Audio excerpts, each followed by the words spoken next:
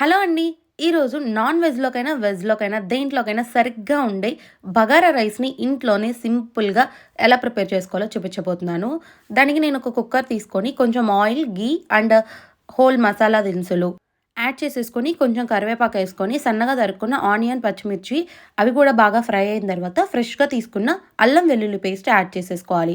అది కూడా ఒక 2 మినిట్స్ ఫ్రై అయిన తర్వాత మనం ముందుగా నానబెట్టుకున్న బాస్మతి రైస్‌ని తీసుకోవాలి.